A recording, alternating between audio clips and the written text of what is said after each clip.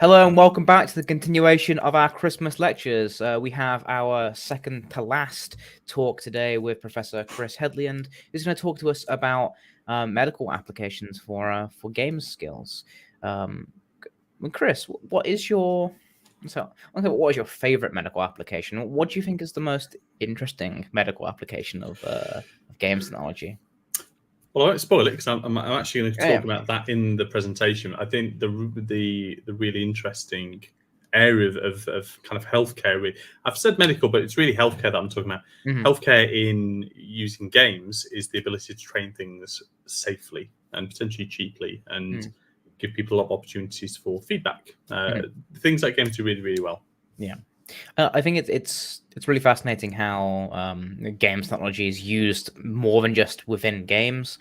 I mean, you talked about this in your first talk at the start of the week, but there's such a wide net of skills that games can teach and help us, safely learn. So without me, rambling on for too long, I'll let you take over and take us through your talk in games in healthcare, I suppose. So Chris, without further ado, I'll let you take over. Thank you. So, as we said, I've talked about games in medicine, but really, as I was writing this presentation, I was really talking more about healthcare generally. And actually, I think some of the really interesting applications are more about healthy lives and how we change our relationship with healthcare training. Now, if you want to know more about this, Staffordshire University does loads of work in what we call submersive education. So effectively using simulations to train healthcare professionals.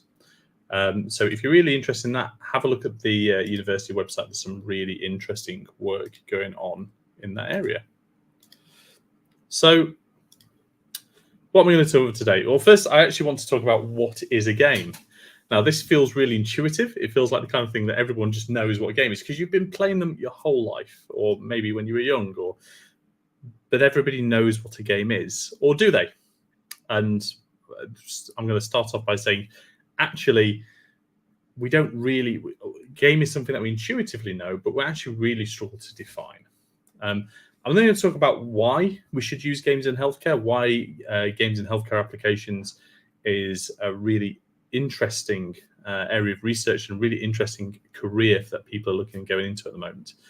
And then I'm going to throw forward a few examples and case studies, but this is a massive, massive area that I really want to stress. I'm literally going to be scratching the surface of in this talk. And if you're interested in, there's loads of content out there in the world, and hopefully this is the start of a research journey for you. So my name's Chris Headland. I'm Professor and Head of Department here for the Games Development Department at Staffordshire University. I do research in virtual reality, immersive environments, simulation, and artificial intelligence broadly. There are other areas, specifically around student engagement and interaction, that I'm really, really interested in, but most of my research work can be placed in these areas. And within this, I've done a fair amount of work in simulation in healthcare and medical applications. Now, what is a game? I'm talking about using games in healthcare, and as I mentioned, we might feel like we intuitively know what a game is. By means, if you're watching the stream live, please throw comments in the chat. If you've got any ideas, if you think you know what a game is, tell me. I'll do my very best to respond to comments and questions as we go through. So please just throw them in. I really enjoy it when people ask questions. It makes things a little bit more interactive. So what is a game? Now I've put on this picture the games industry wars from Tiger. So if we have an industry wars, if we celebrate games, we must know what a game is, right? Well, no, actually, again, there is a general understanding of what a game is. We intuitively know. We can see people doing an activity and we can say, well, yeah, that looks like a game to me. We can engage in some sort of entertainment and say we are playing a game. But actually, when we come to define it, it's pretty tricky. Now, especially as not all games are play.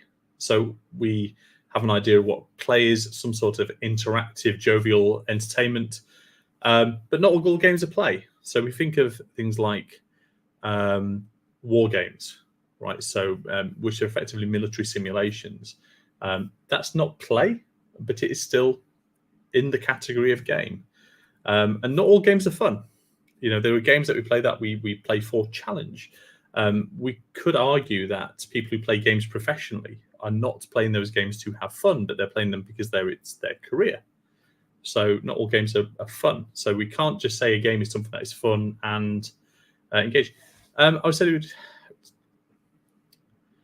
would say it would have to include an inherently enjoyable experience, but then, well, things like the Roman Colosseum.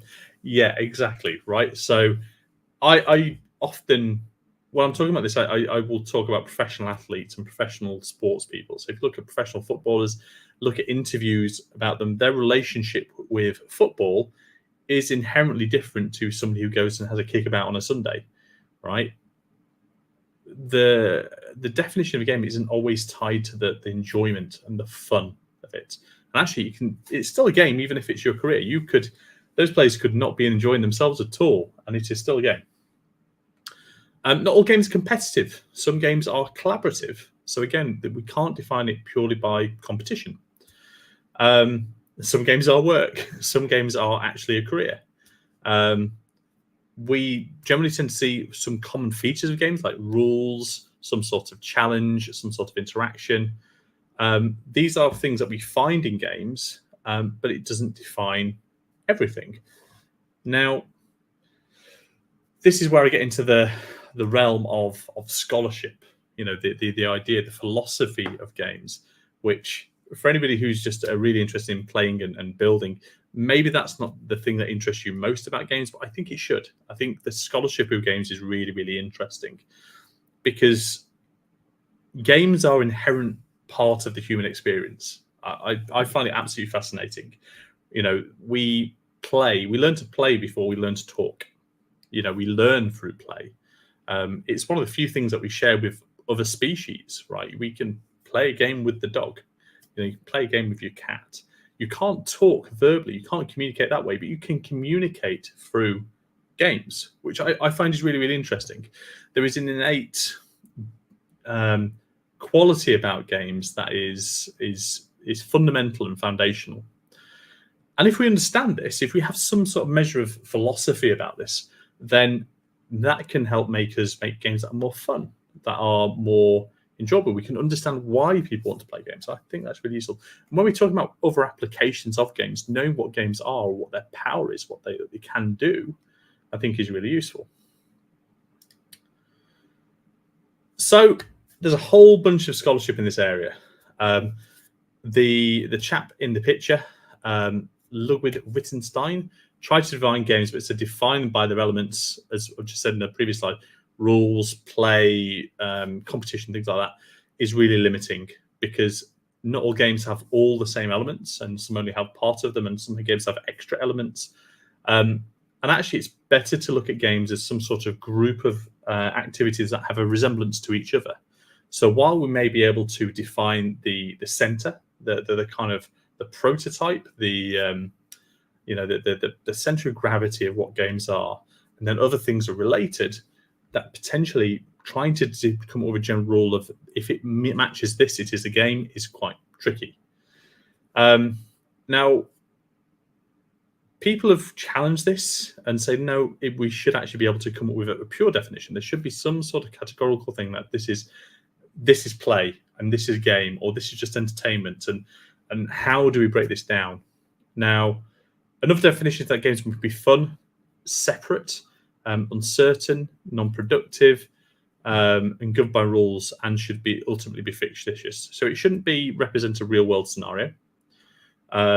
It should be non-productive, so it shouldn't have a professional output, I suppose. It should be uncertain, so there should be a rule of chance there. And like I say, this idea of being governed by rules and being uncertain means there is a certain element of play built into that. Now, I would say this is an interesting definition for maybe entertainment games, but things like serious games and role play doesn't exactly fit. Now, I slightly prefer the definition by Bernard Suits that said to play a game is to engage in activity directed towards bringing about a specific state of affairs.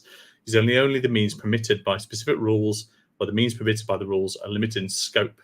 So the absence of rules would be the sole reason for accepting such limitations to make possible the activity. Basically, games have a constraint. It's an activity with very specific constraints with a very specific objective. And I think that is actually quite a good definition. But these are all fairly old. Now, modern game designers, and these are some really famous industry folk, games are a form of art in which participants, players make decisions in order to manage resources through games tokens in the pursuit of a goal. So there's some element of resource management, and that players need to make decisions. And by this definition, things like snakes and ladders are not a game because you don't make decisions. It's entirely a process of chance. Chris Crawford, the chap in the photo there, said that games can be defined by this kind of order of relationships. So a game is something that is an entertainment. It's interactive. It has goals. It has challenges, and it allows interference with another player. So if it's a solo game, or it's not necessarily a game. If it is doesn't have challenge, if it doesn't, if it's not entertainment, it's not a game. And again, how do we apply things like serious games and business games and war games and stuff to that definition? And Jamie McGonigal said, when you strip away the genre differences, technical complexities, all games share 4 defining traits: a goal, rules, a feedback system, and voluntary participation. I think this is probably the closest to a working definition of modern games that we have. There's quite a lot of interesting work from Jamie McGonigal, but I think this is really actually quite an interesting contribution. A goal, yeah, I think we can all accept that games have goal. We think we can accept all games have some sort of rules, that game isn't a free for all. Has some sort of feedback system. Feedback is really important in games. So if I implement an action, I get some sort of response from that action, and that feedback loop is really important. Again, if you're interested in things like feedback, have a look at one of my colleagues' research, Dr. Kieran Hicks. He does loads of work on what we call juicy feedback and how juiciness impacts games. If you're not aware of what juiciness is, Google it. It's a really interesting research field. So I really like this. Now, when I look at games from research and when I'm looking at applying them to areas like healthcare or simulation or training, which is a lot of my work, is about taking games out of entertainment spaces and using them for what we call productive applications rather than entertainment applications or enjoyment applications.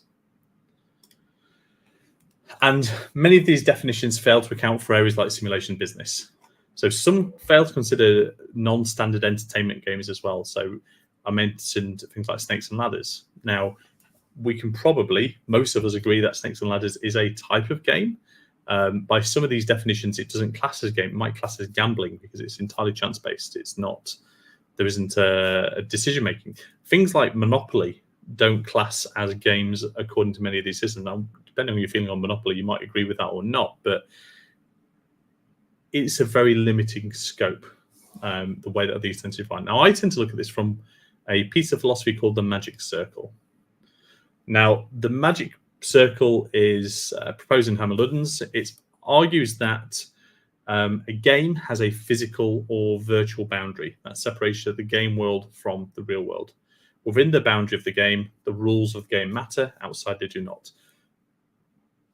The way I've heard this described by certain academics and certain game designers is think of it as almost like a multiverse. The game exists within its own universe where only the rules of the game count. If anybody's watched the recent Doctor Who, I'm not going to spoil it because I'm sure I would get a lot of grief for that. But it actually does a really good job of discussing this idea of the Magic Circle. It doesn't mention the Magic Circle very specifically, but it does actually comment on the idea of magic circles.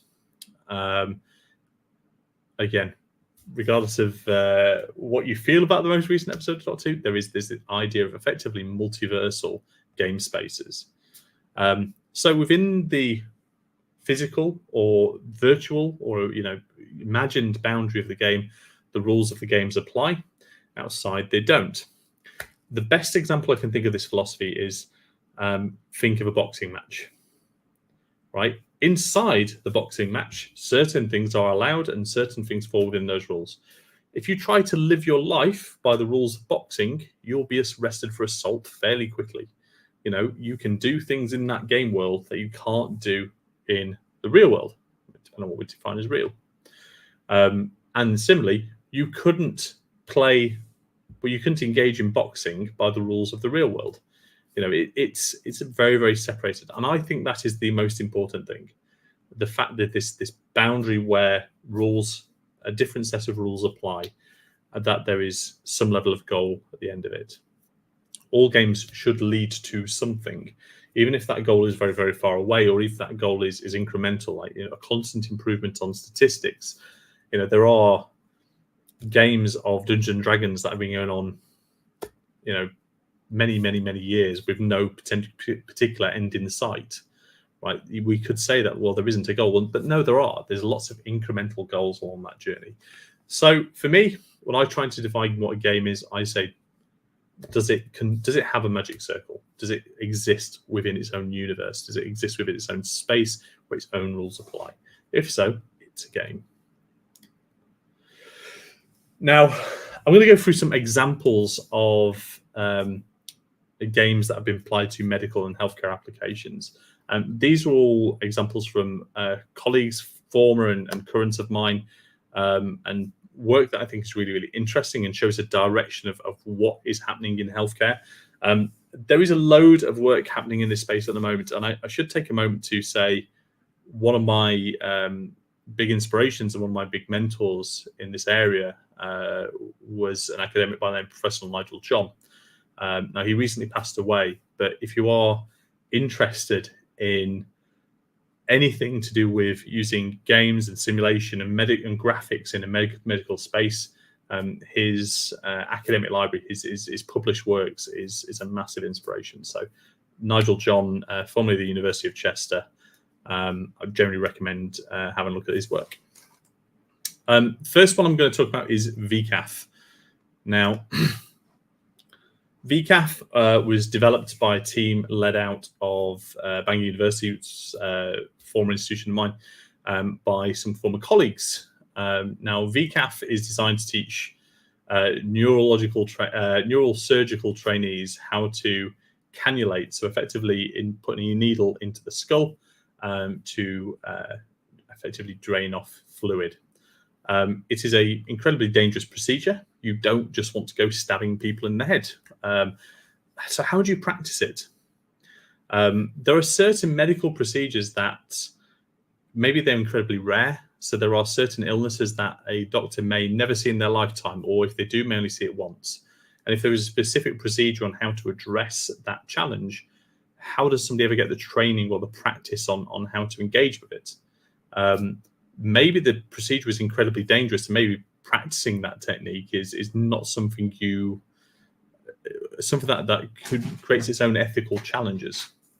How do we realistically give surgeons practice when that involves working on live people? That there is a whole mess of practical and ethical challenges here.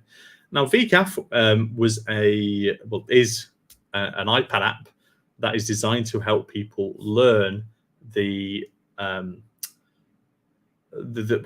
process behind positioning and then inserting the catheter into the brain of a patient, so we can practice this entirely virtually. And this is what the interface looks like. So there's procedure mode, process mode. Again, this is largely built by a very close former colleague of mine, Dr. Claire Kenneth, who was also a supervisor of my PhD many, many years ago. And this is what it looks like in the practice mode. You can effectively take a needle, you manipulate the patient's head so that you have to have the patient's head in a very specific orientation before inserting the needle. You choose the correct puncture site, and then you direct the angle. And the angle is really important. You're effectively trying to go through a very certain specific part of the skull into a very specific part of the brain. Now, if you do this right, you are rewarded with a squirt of cerebral fluid coming out of the cannula at the other end. And these represent the two modes. So in the top, we have the procedure mode, and in the bottom, we have the practice mode. So the practice mode actually shows you a transparent 3D scan, and it's a real scan of a real head. This will all capture data that has been then rendered, so the player can engage with it. Now, this was all built in a games engine, and it is effectively a game. It has a magic circle. The rules of the game apply within the game, and there is a really clear goal. The goal is to be rewarded with this squirt of fluid. There is a process through to that, which I think is absolutely clearly falls within the definition I've just provided for a game. It was built in a games engine. It was available on the iPad. Might still be available if you want to practice this neurosurgical technique. It was still on the iPad store the last time I looked. Does it vary the models used to account for anatomical difference from person to person? That's a really good question. The version of the app that I've seen doesn't. However,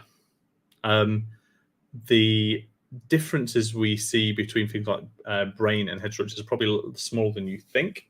And there are certain kind of guiding principles about how you actually approach a procedure of this type.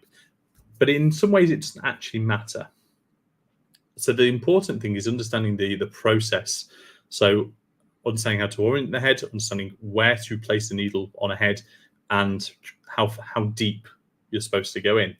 Now, if we were to do this procedure in real life, you would have things like scans of the actual patient's head. We're not using just a 3D model to base on that. You would be using actual functional data. In the same way that if you learn how to kick a ball and how to kick a ball well, you can probably kick a slightly larger ball, a slightly smaller ball.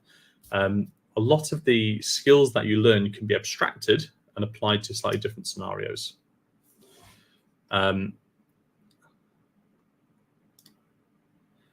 So this is a piece of work that I did, and this is where, actually, to go back to the question about using different models and account for different anatomical differences, this is an area where it became really, really important.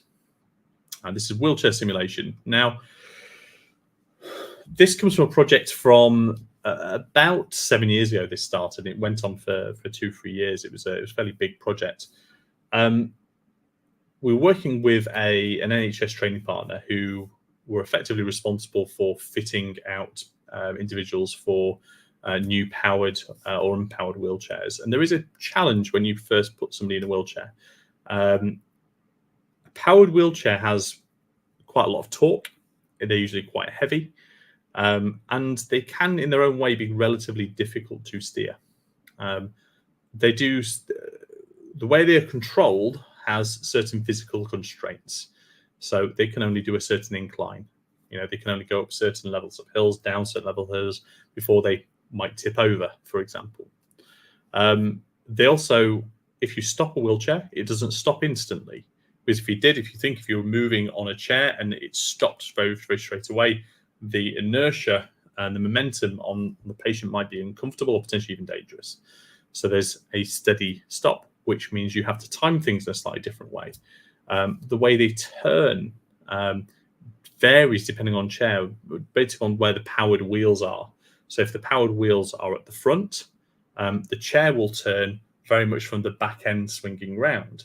If the powered wheels are at the back, when it turns, it will turn from the point of pivot is at the back of the chair, and the front end will swing around. And if it's the powered wheels are in the middle, the point of pivot is roughly where the seat is. All these things take time to learn, and there's relatively good evidence of numbers of injuries and accidents that people have in the first few days and weeks of owning a powered wheelchair.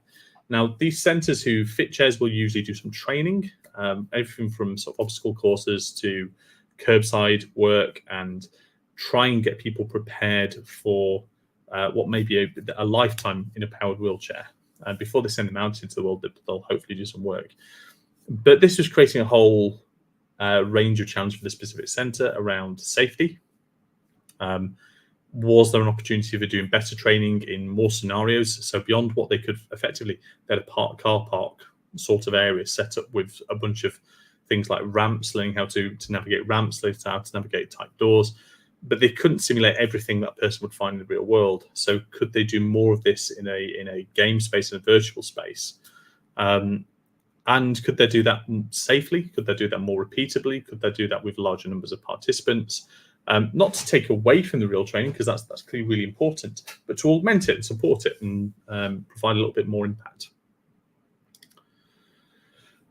So the work that we were doing was on what's called a Class 2 wheelchair. Now, these are defined for pavement usage, so these aren't road-worthy wheelchairs.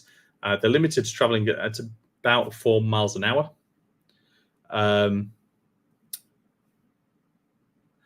There's been a really interesting question. So just saying to Ben in the back, if we come back to this question in 2 seconds, because that's really interesting.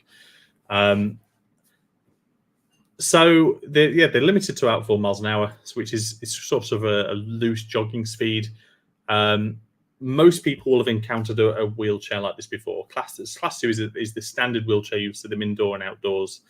They go relatively good pace, but yes, about a light jogging speed at max. We were working with what's called a Spectra 2. At the time, it was I suppose one of the favourites from supplied by occupational therapists. It was a really good kind of generic standard chair. It was really customizable, so you could adapt it for a lot of different users. It was really, really popular with the NHS and therapy at the time. And this is actually the chair that we were using. We had a real version of this chair. This was from the NHS partner. And like I say, there was loads of customization available for this. So you could change the arms, you could put different mounts on it. There was a puff control as well, so you could control it with your mouth. It was a really, really good platform. It's a rear-wheeled powered chair, which means it pointed, pivot, and turn was at the back of the chair, so the front end swung around. This is one of the things that was flagged as a regular issue with new users, especially when going through doors. Now, imagine if you're going through a door with effectively a vehicle and everything is pivoting from the front. You need to go further than you might think before starting to turn. Now, Ben, if you just bring the question back up on the screen. I sort of wonder if one day they'll have forklift and other material handling equipment simulator games for training operators in the future, rather than risk wrecking the product. Yes, absolutely, and they do. There are a whole bunch of really interesting simulators coming out that are based on games engines. Forklifts is one. There are forklift trainers out there. Myself and a colleague, Ben Williams, who is also in the games development department, we were working on a training simulator for ribs. So effectively a rigid inflatable boat, high-powered boat for training watercraft and rescue drivers. So there's work there. There's big simulators for, especially if we're going out towards Grimsby area, for training people who are driving container ships, crane operators. There's a lot of really good crane simulators, lorry driving. I've been to training centres that have dealt with things like big combine harvesters. And there's a few reasons why we do this. And again, this is sort of similar to the wheelchair, but at a different scale. If you imagine, let's say you're taking out a container ship. The way that ship will move, based on being fully loaded, say it's got 100 containers on there and it's heavy. It sits lower in the water. The way it steers, the way it moves is very, very different to if it's completely unloaded.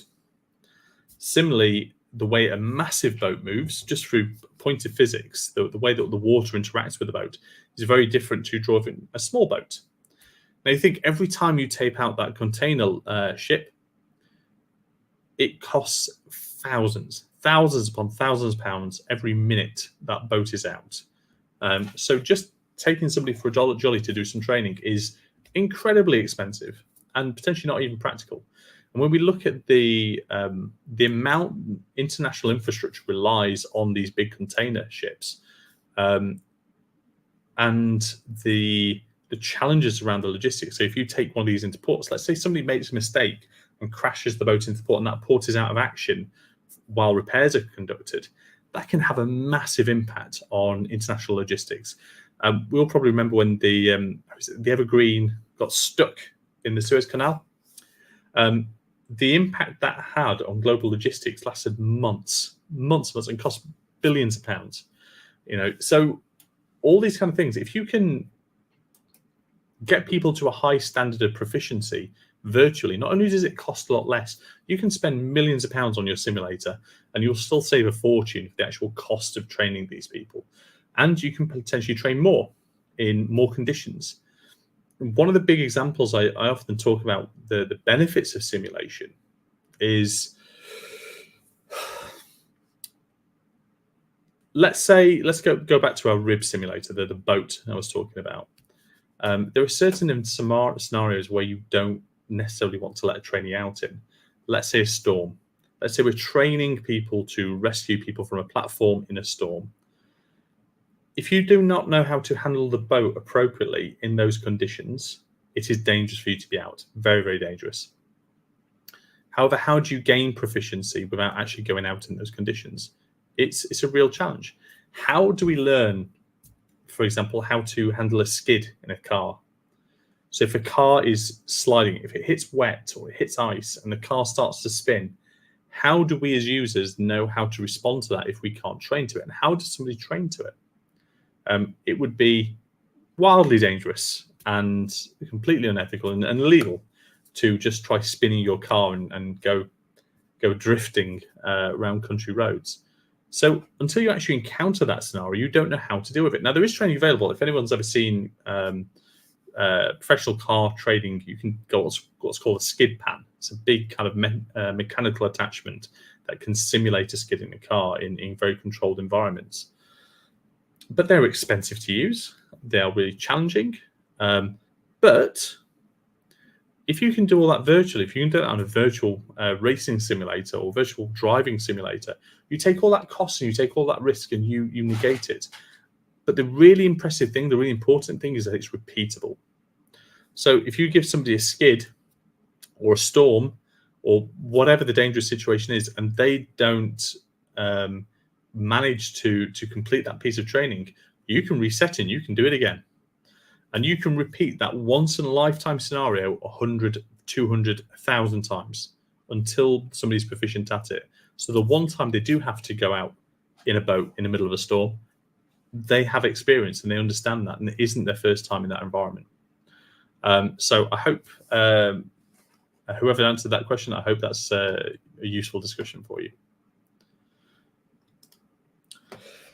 So this is the plastic wheelchair simulator. We built this in the Unity 3D games engine. This was the very basic, and again, this just to say on the quality of the 3D model, in all fairness, I'm not a 3D artist, but we didn't need to. This was effectively what we call a VR rig.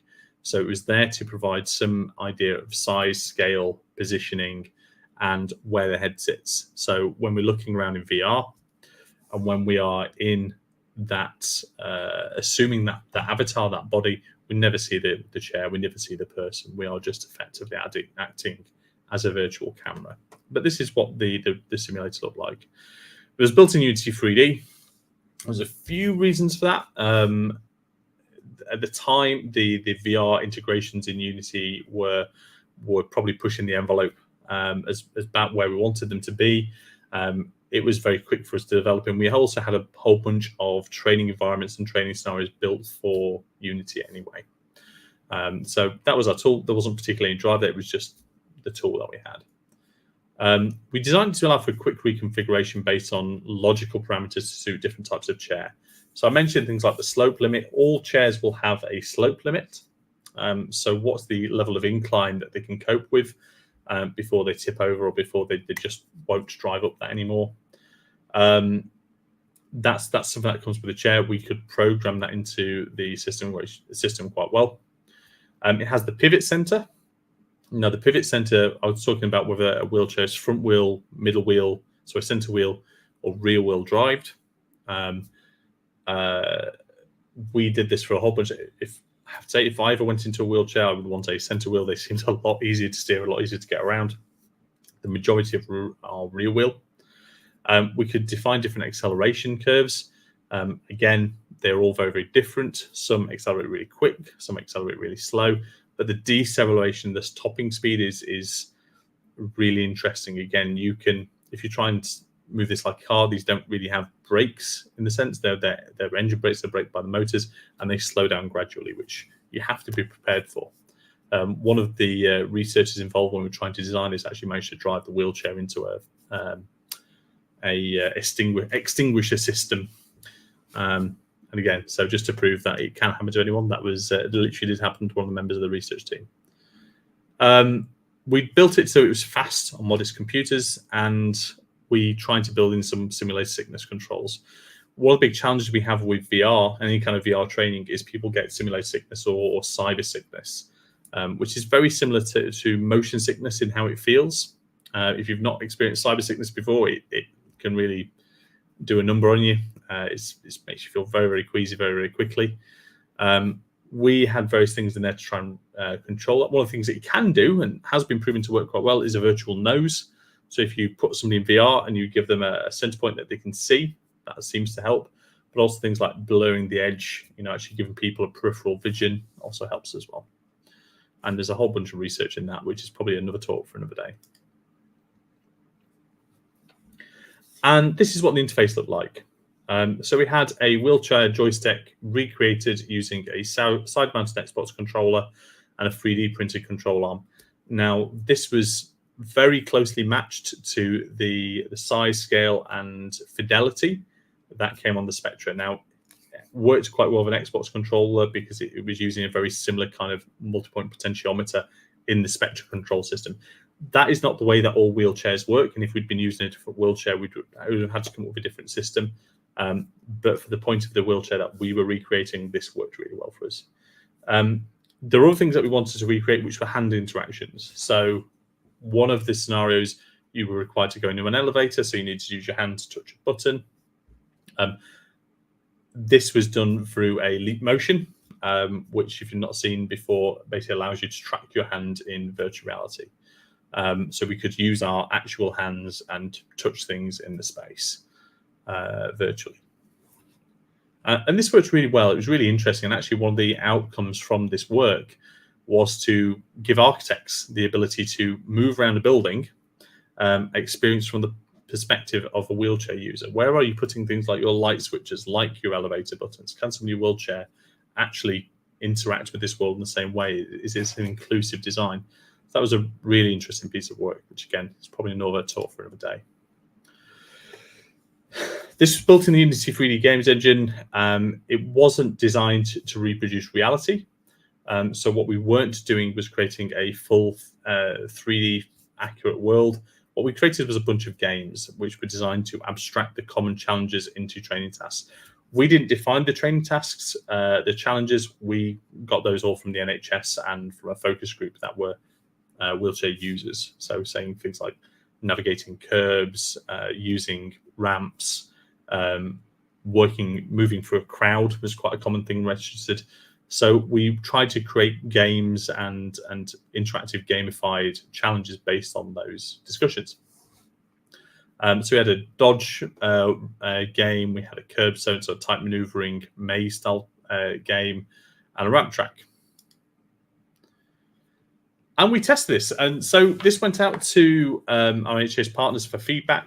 And we did a relatively intensive study on this, where we had 3 groups. We had a HMD group, so they were using the game for the training. So all the groups did a obstacle course, and then they would get some training, and then they would go out and do the obstacle course again. And what we want to see is that they were able to complete the obstacle course quicker following training than they were before the training.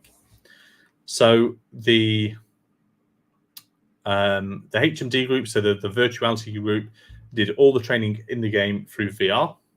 The desktop group did the same virtual training, so they still used the wheelchair simulator game, but they did it through a desktop monitor, so there's no virtuality. And the control group just followed the normal training batteries. They did the same kind of training that normal participants would get. And that's roughly what it looks like. So, for example, there, the obstacle course the HMT group would do the obstacle course, then they would do a training session in VR, and then they would do the obstacle course again. And this is how the results came out. So when we did this research, what we found was, if you see the control group, they had around an average of 20% improvement, compared to the virtual reality group, which had around a 32% average improvement, which was really, really interesting. What made this more interesting was the desktop group actually went down compared to the control.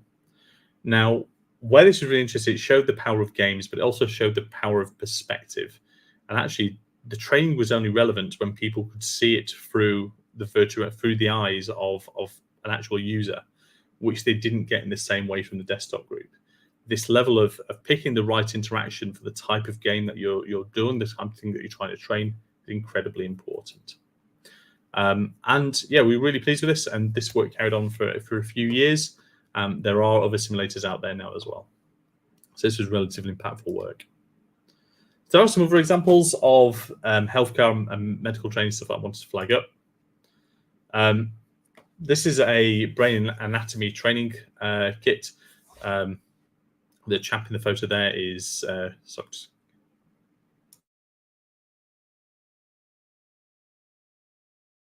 sorry, I thought I was going to sneeze then. Maybe I still am. The chap there is a guy called Tom Day. He was a mixed reality researcher from Chester University. And this was using things like the HoloLens to be able to actually understand brain anatomy and move it around in 3D space. Again, while yes, you can have training brains and you can have models and potentially real cadaver brains, it's not reproducible in the same way. It's a little bit more challenging. You can't do things like this exploded view. You can't see transparent view and see the different components in this way. This is a really interesting piece of work.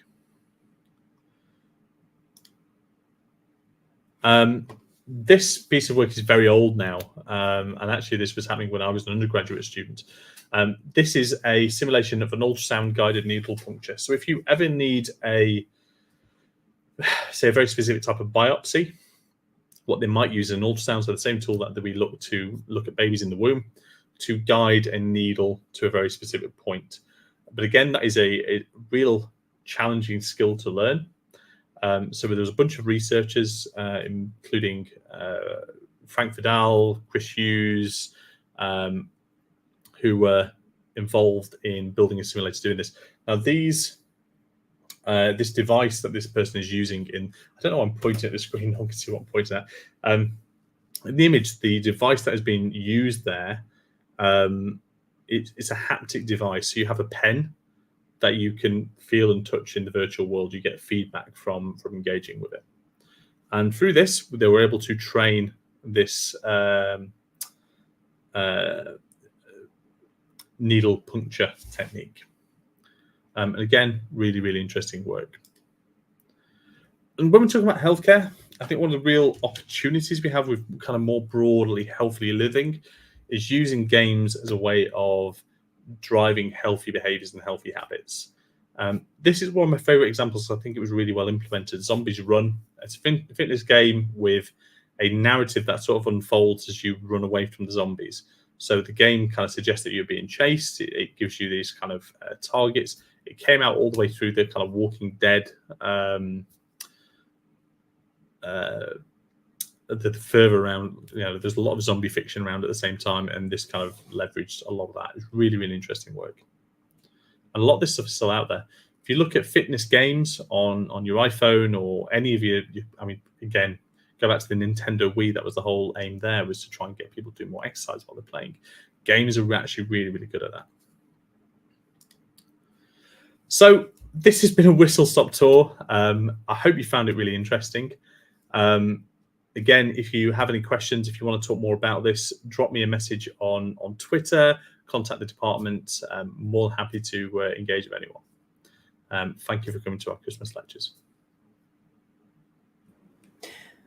Oh, Chris, that was the Pokemon Go model of inducing a desire to touch grass.